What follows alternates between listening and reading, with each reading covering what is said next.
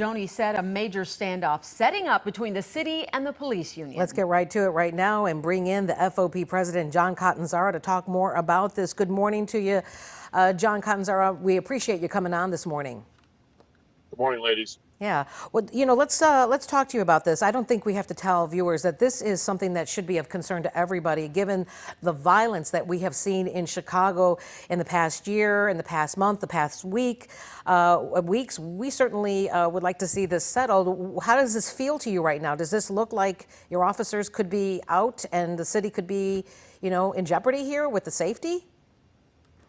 Well, if the officers are locked out of work come midnight tomorrow, this will be a very dangerous situation for everybody in this city. But let me be clear. This isn't just the FOP. The mayor likes to keep pointing the finger at this as just the FOP. This is all four of the police unions, the Sergeants Association, Lieutenants and Captains, in lockstep with our position that the city is not capable of mandating this, and our members are not going to take it. They're just not. But the city has not budged from their position at all, pretty much from the beginning. Okay, let's talk about this, because the city is saying that you have the option of updating your vaccination history. Have you had your vaccine? If you don't do that, then the other option is to get tested twice a week at your own expense. You're telling officers not to share their information. Why not just share the information? Why not just get tested twice a week? Well, first of all, this pandemic is 18 months plus in. We luckily, thankfully, have not lost an officer to COVID in over a year now.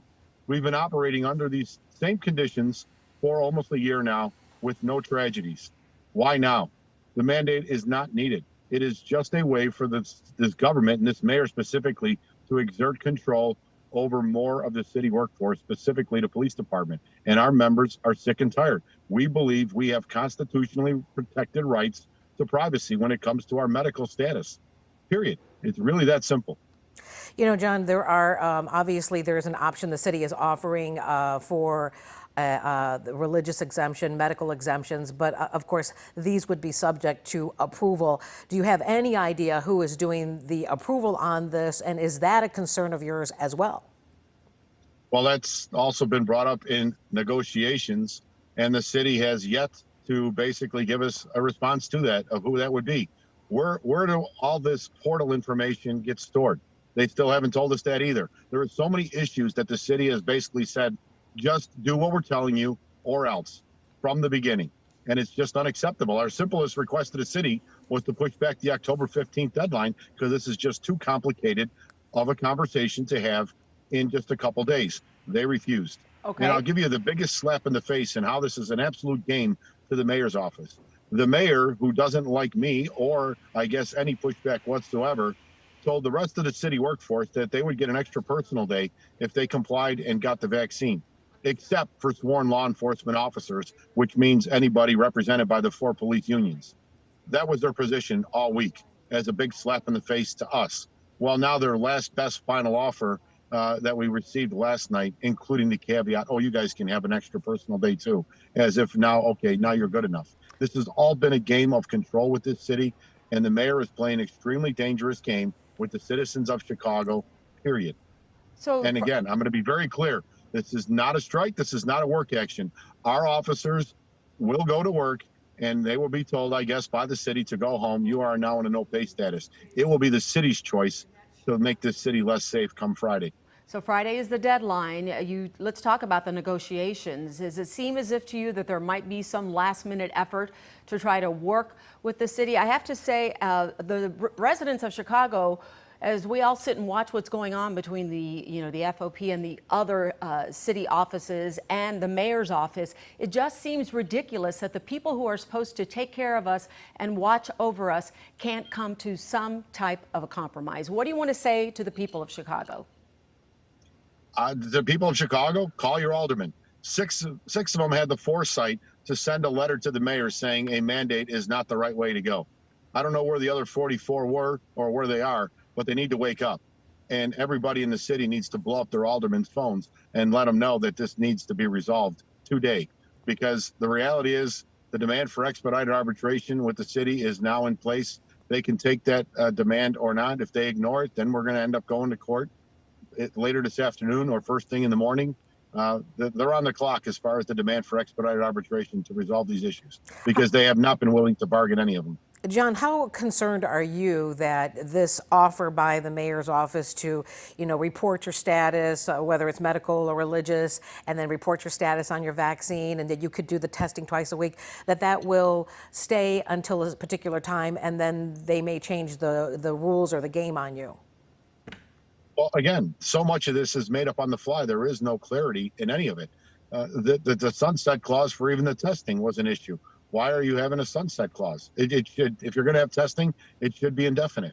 Well, wait. What's the sunset clause? What is that? That means December 31st, there's no testing option.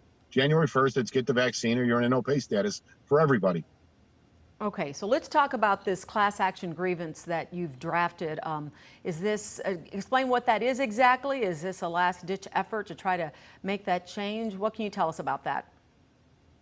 Well, the city's was in agreement with us from the beginning when this whole ball of wax started downhill that they had an obligation to negotiate in good faith because of our collective bargaining agreement, not only with us, but with the sergeants, lieutenants, and captains.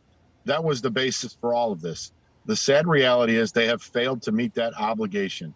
As such, the four unions are demanding expedited arbitration to go in front of an arbitrator and have an arbitrator hear both sides of the case and render a fair outcome.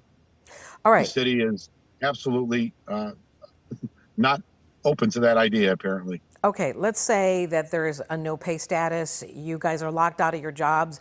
Has the mayor indicated to you at all, what she's going to do to keep Chicago safe in the meantime? Is she going to get help from the police, from the state police? Are they going to bring in other people from the county? I mean, I have to imagine there have been some kind of threats at least issued during these conversations that you're having at the table.